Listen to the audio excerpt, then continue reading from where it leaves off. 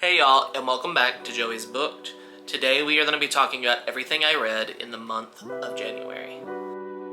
2025 is starting out rough because I'm me and have ridiculous coping skills.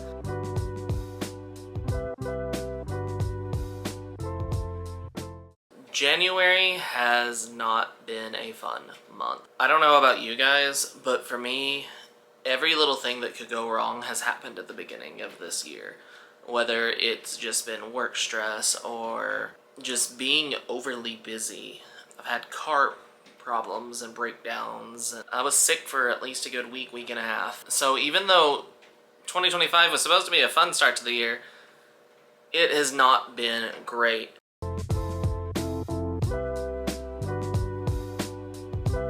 This month I have disassociated into books more than probably ever. Now, I noticed at the end of last year even that my book counts and stuff were going up more than usual, whether it be books or pages or whatever, but January has probably been the most I have read in a single month. I've read 11 books, and I've DNF'd 2. And both of those DNFs were at around-ish 50% of the way through. So I am going to be counting those pages in. My total pages read for January is 4,040. Normally I go a little over 2,000. For your guys' reference, in my reading tracker, I've got all of this in here. So, it makes it a little bit easier for me to compile, but I don't follow every little thing on this page. So if you're one of those people that are going to pause that and look at it, NA means I'm probably just not tracking it. My monthly average was a 3-star. Fortunately, I didn't have any 1-stars. I have yet to find a 5-star for the year. I'm not quite happy about that, but I know I can also be really picky with my 5 stars. So at least nothing has gone below a 2. I've hauled quite a few books this month. That is tracked on here. I did read a couple new releases. As usual, which is not a surprise for me, my most read genre was horror. I actually didn't know if that was going to happen this month because this month I've read a lot of books that kind of cross genres into different things. So whether it was like a horror and a classic, or like a mix of kind of fantasy and sci-fi, not just one. Like I had one that was like a memoir but a contemporary fiction. And then my shortest book was 104 pages, and my largest book, which is why my page count is so high, was 742, which it sounds like a really, really big book, which it is.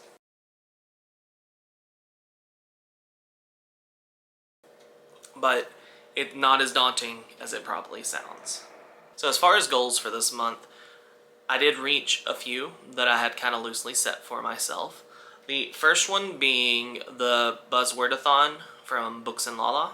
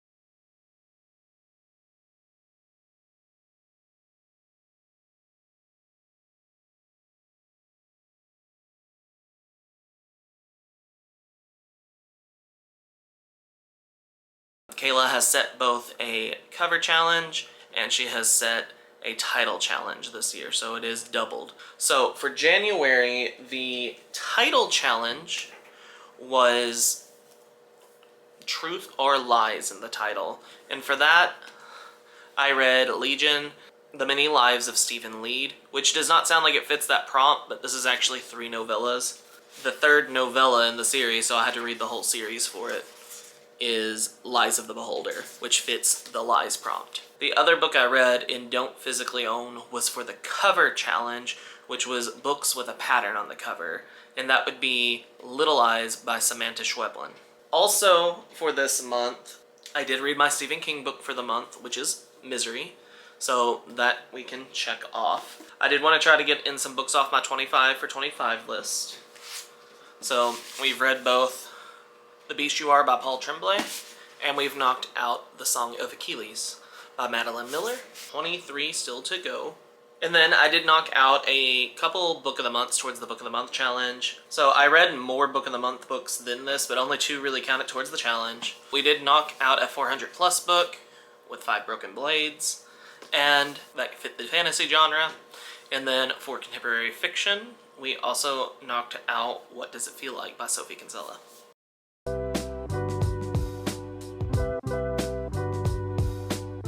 Going into actual book reviews, I am going to be going from my lowest rated up to my highest rated, which means we are actually going to be starting with the 2 books that I DNF'd this month.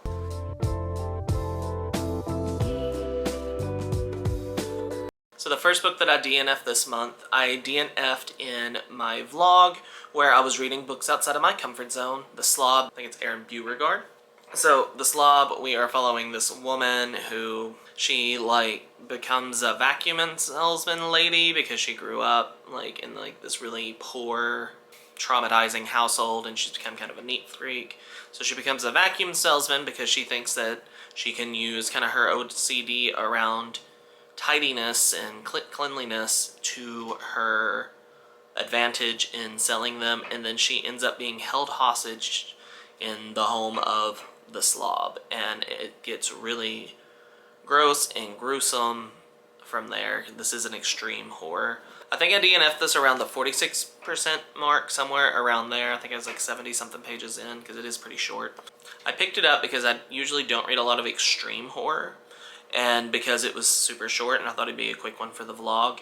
But unfortunately, it was one of those things where it felt like it was just very splatterpunk in the way of being gratuitous for gratuitous sake. Like the SA representation and stuff in here, they were just there to be there. It was like a plot device. It wasn't, and it was graphic and it was gross and there was just a lot of nasty stuff that was happening.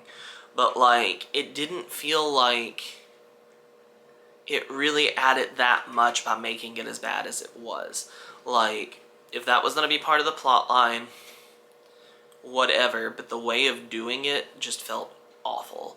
And then also there was some mental health representation I really didn't like in the beginning, and how that was handled. There was just a lot. I could rant about this for a while. If you want to see more thoughts on that, you can go back out and check out my video where I was reading outside my comfort zone. My other DNF for the month was unfortunately for my 25 for 25 list, and that's going to be The Song of Achilles, which I feel like is a super controversial opinion because this is such a beloved book.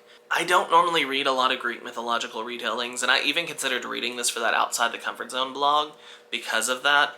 And I also don't read a lot of things that are really romance heavy, but I knew this was a tragedy. And it was a queer love story on top of that, so I was really hoping, okay, maybe I'll love it then. And I could not connect to the characters. In this, we're following the viewpoint of Patroclus and him and his relationship with Achilles from Greek mythology. And the Iliad, I believe, is the one that they're from. I haven't all read either. That or the Odyssey, so I get them mixed up. But it's like a reimagining of their love story, and both of them were such dry characters. I didn't care for anything. It felt like nothing was happening in the first 50%.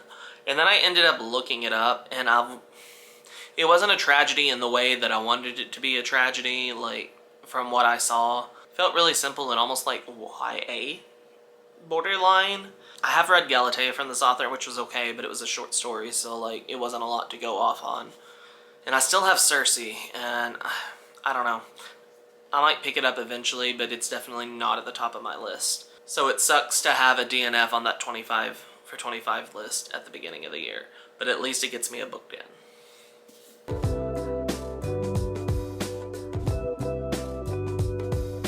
So my first 2.5-star book is going to be The Turn of the Screw by Henry James.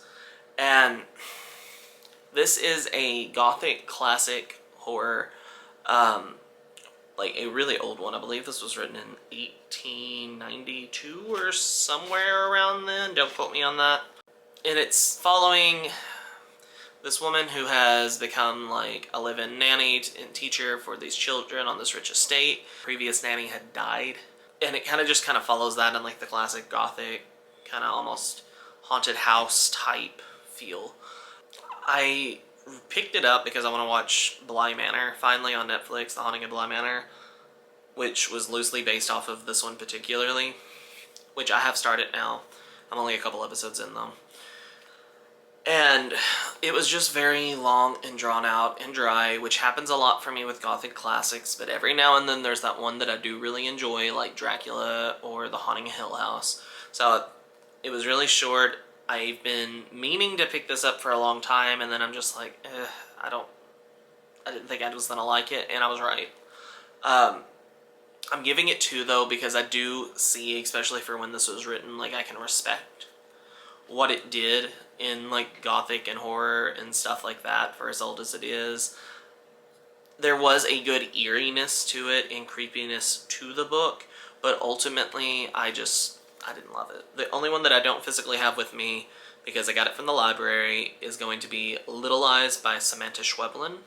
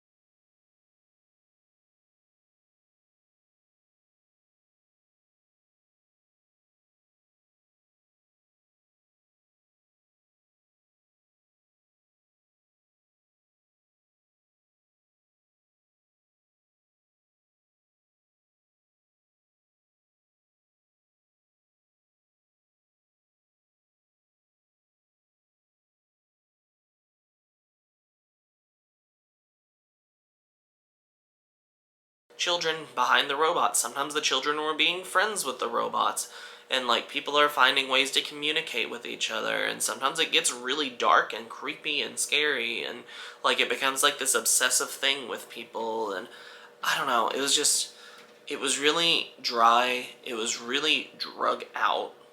Normally I find translated fiction reads a little bit quicker, and this one did not. I've read from Shevlin once before, about close to 2 years ago now. I read Fever Dream, which was like the most unexpected end of the year 5-star of like 2023 for me. I've wanted to pick up more of her stuff for a while. It's a translated work, and I just haven't found it / had a reason to pick it up. Not really seen it in a bookstore, and I think she's got a couple others. But this is probably the second one that I've heard the most about. But also with the cover challenge, I know it was one that Kayla recommended, and I was like, ooh, that's perfect. Perfect reason to finally pick it up. It was available at the library, so I just grabbed it. Little Eyes is a weird one, and it's really hard to figure out. I've seen some places put it kind of as a horror. I've seen it more as a contemporary. I've seen it listed as a sci-fi. It's a very speculative fiction, and it is kind of getting into the whole AI thing, but not quite.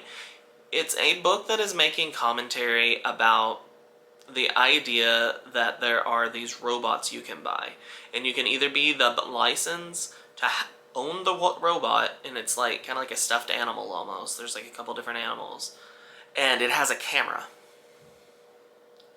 in it, and that's really it. Like, it can drive around, whatever. If you take the other route, you can be the random person behind the camera and be randomly paired up with one of these. I think they were called Kentuckys, is what they called these robots. And like, you're in control of driving it. You're the one who can see through the camera, but like, there's no microphone or anything. So that means you're either randomly being watched by someone within your home, or you're like creepily spying on someone within their home. And it's following different people around the world and like the experiences they have with these, and it was really creepy and unsettling. But the story didn't go anywhere with it. It was just a bunch of almost vignettes, but like spaced out into chapters. So like, maybe you were following someone in Europe, or you were following someone in South America in a certain country, or like, there were all these different places. I don't remember specifically where they were, but it was weird, and it just didn't work for me, which is why I gave it 2 stars.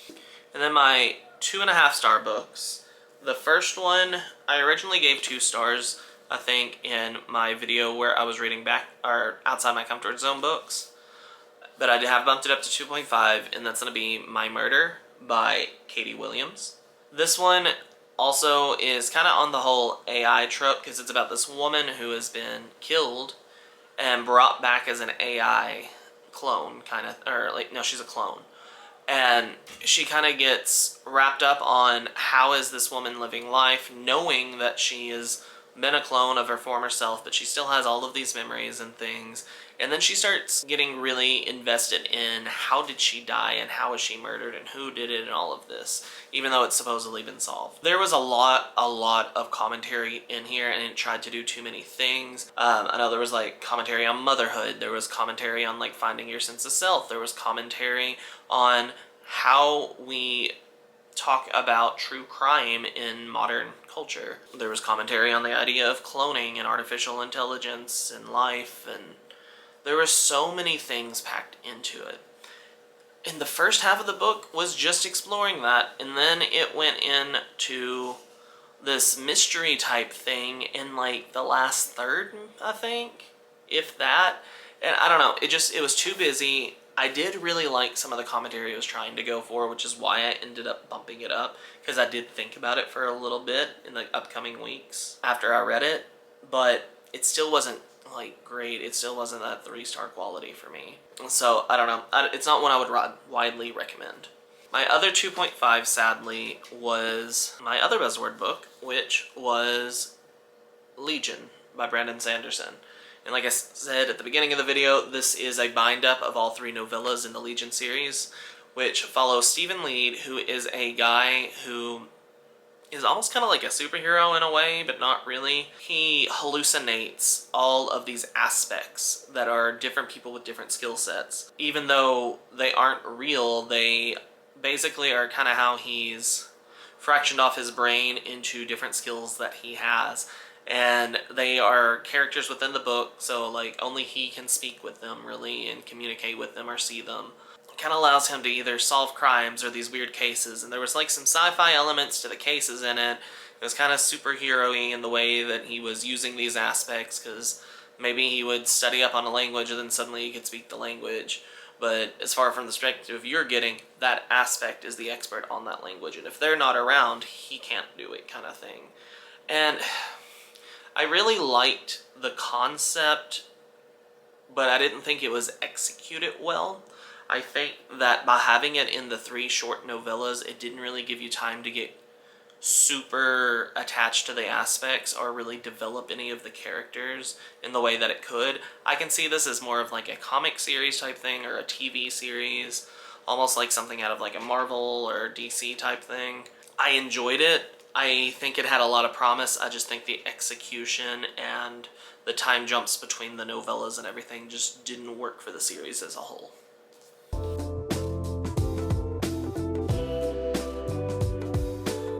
So in my 3 stars, I had 3 stars this month. The first being also from a reading outside my comfort zone and one of my highest rating books out of that video, which is going to be 5 Broken Blades by my Corlin. This was my first book of 2025. I technically started a day or 2 early because of all the New Year's and holiday stuff I had going on. This is a fantasy. I think it leans towards romantasy. I am not seeing it categorized as a romantasy because I guess the romance isn't central to the plot, or I don't really know how that works. But it was lusty in a way that I didn't think it was going to be. I thought, well, first of all, we are following 5-6 point of views from all of these people in like this fantasy world that is like Korea inspired.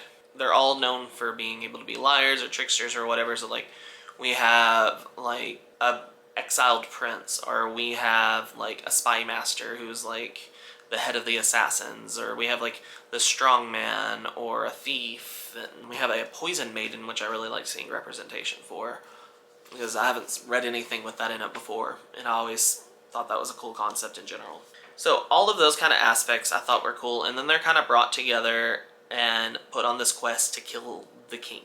And this is the first book in the Broken Blades trilogy. I thought it was going to be a duology. And the second book, or some, I don't remember. Whatever the one is, it starts with 4, because it counts backwards.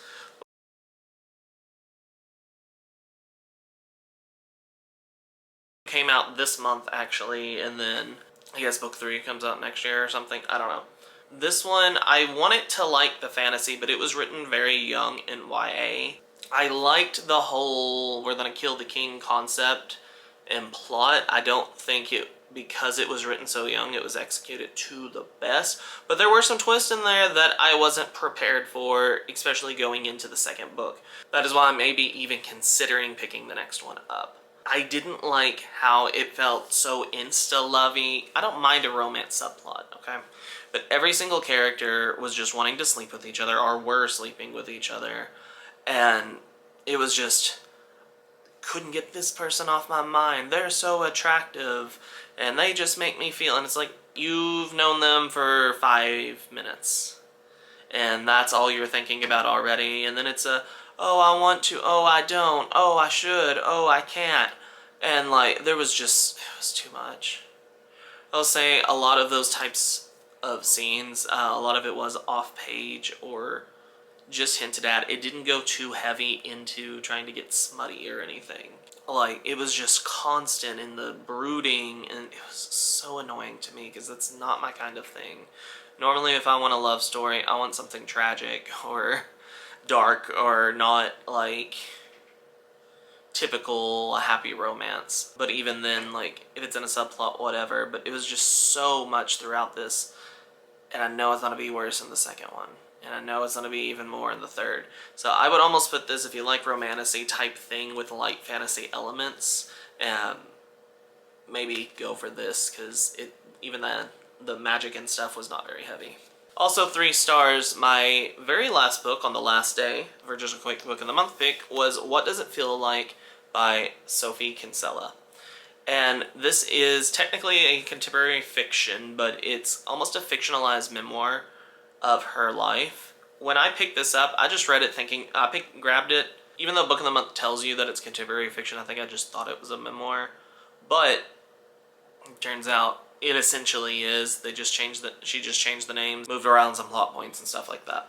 Also, I didn't realize how short this is, and while I love a short novella, especially one with like giant text in the pages, that is not what I was expecting when I bought it, and I would not have spent my credit money on it. So in this, we're following whatever Sophie named her character.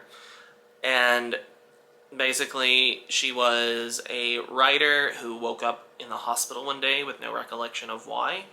And her husband was there, and they start to explain. And basically, she ends up with like stage 4 brain cancer. And she's having a hard time remembering words. She's having a hard time with motor skills. And she had to go through like an 8-hour surgery that she doesn't even remember happening. Or like the events leading up to. And that really, it's just kind of following her and how it affects her and her family, coming out of that and going into treatment and stuff after they've removed the tumor, in dealing with it. And I mean, it was a cute little read. I hate to give anything that's even remotely a memoir only like 3 stars, but it was so short I was having a little bit of a hard time fully connecting, even though I think maybe for some people it could be a better connection for. I also didn't realize that Sophie Kinsella, I never knew the name. She's apparently the author of like, what is it, The Confessions of a Teenage Shopaholic, which would not have ever been a selling point for me anyways. Am I happy I read it? Yeah. Did it do a lot for me personally? Not so much. Had it been more fleshed out? Probably. And our last 3-star is my other 25 for 2025 book, which is The Beast You Are by Paul Tremblay. I always am excited to pick up a Paul Tremblay, and this is a book of short stories, which I'm happy to get my only book of short stories off my 2025 list, because I'm not always as likely to pick those up as just a regular book. This is a collection of different short stories and then a really long one at the end that is written in free verse of some kind. Some of the stories worked for me, some of them didn't. The final one started to work for me, and I kind of liked it, and then until I didn't. And I didn't like the trajectory, and it was just a little bit too much. There was a lot in here. I think the ones that really stood out were the title story, The Beast You Are, even though it didn't end up working for me. And then there were a few that kind of had some crossover into A Head Full of Ghosts, which I appreciated. I don't know if any of these connected with some of his other stuff that I haven't read before these came out. It's just kind of a collection of different stories he's published at different times, and then this title one. So it was a good time. It wasn't anything special. I didn't have really any strong feelings on anything in it.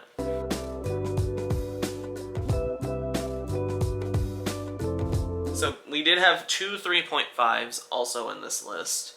The first being my massive 700 and something page book, which was Tomie by Junji Ito. This is the reason my page count is so high. I did read a manga this month, and a 700 and something page collection at that. So realistically, do I fully think of that as 4,000 something page, or the full 700 and something pages? Not necessarily. Did I still have a high page count even if I took this out? For me, yes.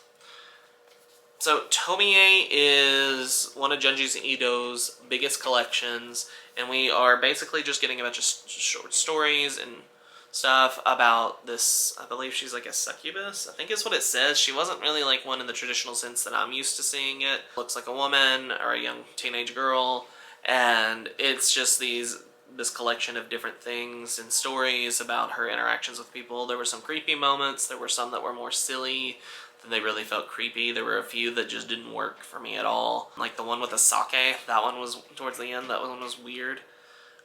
That was a bit too far.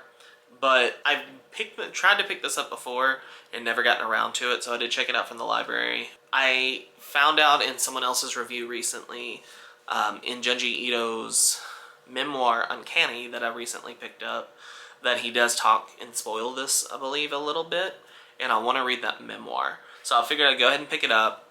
It was a manga. I'm giving it 3.5 stars because I did enjoy it. I love Junji Ito's artwork as always.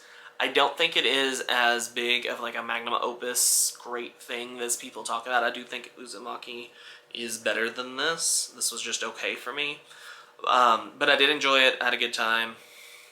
Any time I read a Junji Ito, I enjoy it to some degree, even if it's not like my favorite thing. And then my next 3.5 star, which was so close to being like a 4 or a 4.5, but there were just some problematic things the more I thought about in it. The Ghost Tree by Christina Henry. In this, we are following the perspectives of Lauren and her best friend Miranda, and we get a few other perspectives in here too. But they live in this town, and they go to the woods at night all the time throughout the time they're growing up. and they meet at the ghost tree, as it's called. It's just this big tree in the woods that's like their big meeting spot. It's kind of a coming of age story, so like they're teenagers. It's following them and their friendship and how like they're not really getting on the best anymore. And then there's this really grisly murder, because this is an adult book, that happens where people are like decapitated, and like these young girls are like, their body parts are like strewn across like in someone's yard, and everyone's acting really weird about it, and most of the people in the town are kind of like forgetful about it, and it kind of starts to take a supernatural turn at one point, very loosely, as these girls are coming to age, which I don't really want to spoil because it happens, like, I don't know, a good third, fourth of the way into the book. It's not like an outright thing. I like the coming of age elements, but then there were quite a few things I didn't like also. I hated Miranda. I could not stand being in her perspective. I understand that she was like supposed to be like the bad girl or easy girl or whatever she was supposed to be, figuring herself out, but like, or the mean girl even. I did not like her. I couldn't stand any time I was in her perspective. Lauren was a character I did like following, but then there were some turns towards the end that I wasn't a huge fan of. I think it tried to cram too many things in here at once. But even then, I was kind of willing to overlook some of that because I just really enjoyed the atmosphere. But then there was this love interest thing between like a 14-year-old and an 18, 19-year-old, which, you know, is like, they were like 4 or 5 years apart. I work with kids, so like at that age, that seems like a lot bigger gap. Like at my age, whatever. Like maturity wise, that is a huge difference. It's essentially like a freshman and then like someone on their first year of college. So like that just, it felt wrong, and it wasn't like meant to be an icky thing. It was like an insta-lovey kind of thing in the way that I didn't like. So like that knocked this down some. There were some other things I wrote in my review somewhere. I'd have to pull it all up, but it didn't fully work for me. I did really like the atmosphere, and I think it had a lot of potential, and I do want to check out something else from this author now.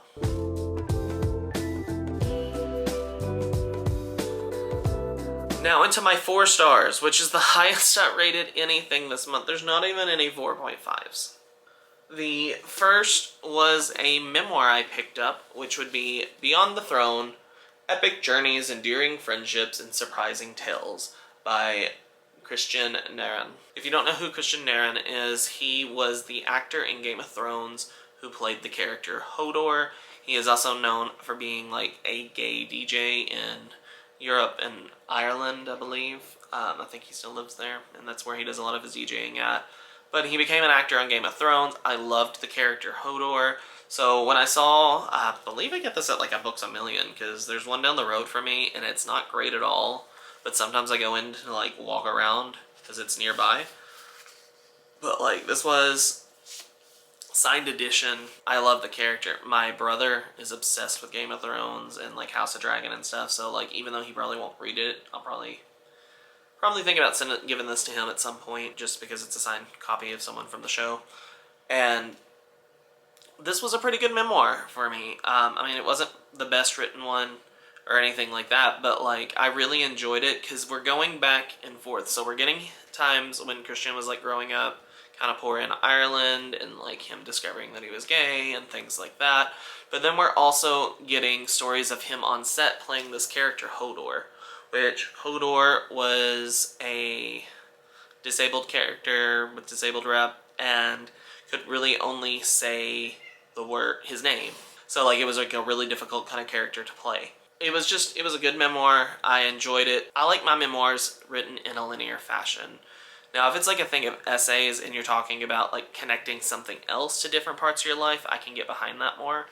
But it would be like chapter when he's younger, Game of Thrones chapter when he was young, a little bit older but younger, so on. So it was like non-linear in a way that doesn't work for me in memoirs. I really enjoyed it. Nothing against his personal life. It's just the non-linearness didn't work fully for me. And my last book of January is going to be Misery by Stephen King, which was also only a 4-star and is probably one of the biggest disappointments. And don't get me wrong, I still love Misery. And I'll talk more about my thoughts on this in an upcoming vlog for Stephen King stuff that I'm doing. Notes on this and why it's 4 stars is there were some sections of the book within the book Misery that didn't really add to the story, because in this we're following Paul Sheldon, who is an author and is in a car wreck in the woods, or in the snow, and like when he's been in a cabin on a writing thing. And the lady who picks him up is Annie Wilkes, who is still one of the most iconic villains of all time. She is one of my favorites, and why I really thought this was going to be a 5-star. But anyways, Annie is Paul's #1 fan, and she is a character. The way she talks, her mannerisms, all of that, it's just something else. It's a 4-star because there are excerpts from the book that Annie is making Paul write as she's kind of holding him hostage after he's been injured and she's nursed him back to health. But those kind of pulled me out enough of it that like I just really wanted to skim through them because they didn't feel like they were needed. And for such a short book, this one kind of drug on for me because normally I was like, okay, I'm going to fly through this one. This one took me forever. I've read some of his bigger books faster, which says something because they still take me a while. I'll have more thoughts on that in this upcoming video here soon, but just know it was sadly only a 4-star and I'm really upset about it. So that is everything that I've read this month. I really disassociated into some of these books, even though just like my month wasn't the greatest, neither was my reading. I'm really hopeful for February that I can maybe find at least one 5-star, find something, and just have a better month in general and make 2025 maybe not as bad as it's panning out to be. Thank you so much if you have made it this far into the video. If you haven't already, please subscribe, like down below, all of that stuff. And if you're not gonna like it for me, like it for Gideon. He really, really wants you to like this video, don't you, Gideon? Yeah. Thank you always so much for watching. Let me know down below if you've read any of these books or what was your best read for January, or heck, even give me a recommendation. Thank you as always, and I will see you soon in the next one. Bye.